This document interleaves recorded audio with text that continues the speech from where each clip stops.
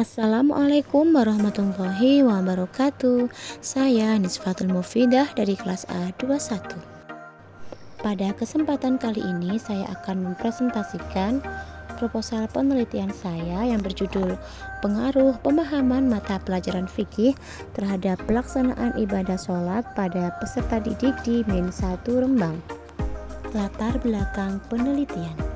Salah satu bentuk pelaksanaan ibadah kepada Allah adalah sholat. Sholat merupakan ibadah yang paling utama dalam Islam secara mutlak. Mata pelajaran pendidikan agama Islam, khususnya ilmu fikih, adalah landasan penting bagi seorang muslim karena fikih mencakup aturan dalam beribadah, tata cara beribadah, serta menjelaskan banyak hal yang penting mengenai ibadahnya seorang muslim. Dalam hal ini adalah ibadah sholat. Nah, tujuan utama dalam penelitian ini adalah untuk mengidentifikasi pengaruh mata pelajaran fikih terhadap pelaksanaan ibadah sholat bagi peserta didik di Min 1 Rembang.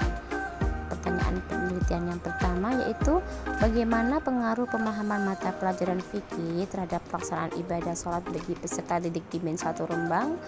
Kemudian faktor-faktor apa saja yang mempengaruhi pemahaman mata pelajaran fikih bagi peserta didik di Min 1 Rembang, dan bagaimana menerapkan ilmu fikih dari mata pelajaran fikih di madrasah ke dalam kebiasaan sehari-hari. Adapun manfaat penelitian ini yaitu secara teoritis, dari hasil penelitian ini diharapkan dapat memberikan pengaruh dalam dunia pendidikan. Sementara secara praktis, penelitian ini diharapkan dapat memberikan manfaat kepada pihak-pihak berikut ini: bagi sekolah, bagi mahasiswa, dan juga bagi siswa. Bab 2, tinjauan literatur. Yang pertama, tinjauan konseptual. Pembelajaran adalah proses yang terjadi dalam kegiatan belajar mengajar. Sebelum menjelaskan pengertian pembelajaran fikih, penulis akan menjelaskan terlebih dahulu mengenai pembelajaran.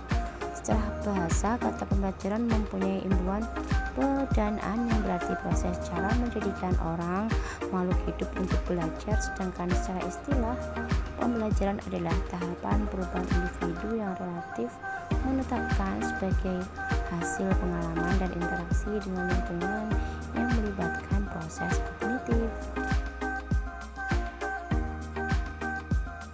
Berikut ini adalah beberapa tinjauan hasil penelitian terdahulu. Ada dari studi oleh Al-Hamdi tahun 2015, kemudian ada penelitian oleh Amin et al. 2018. Penelitian tersebut maka dapat ditarik ke sebuah kerangka pemikiran seperti gambar berikut ini. Penelitian ini berusaha untuk mendeskripsikan dan mengetahui tentang bagaimana pengaruh pemahaman mata pelajaran fikih terhadap pelaksanaan ibadah sholat bagi peserta didik Min 1 Rembang.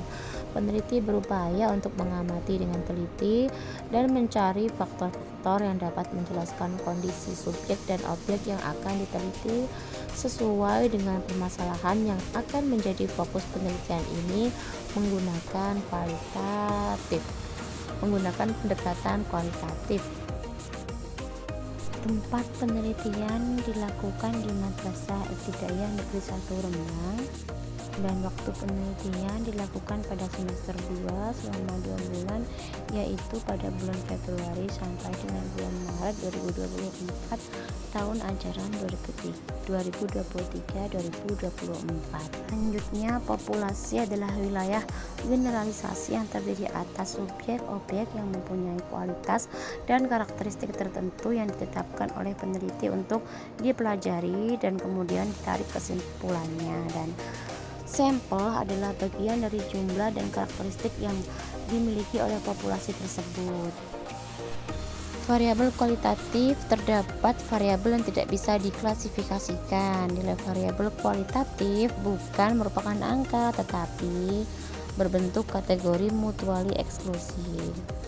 Variabel kualitatif pada penelitian ini adalah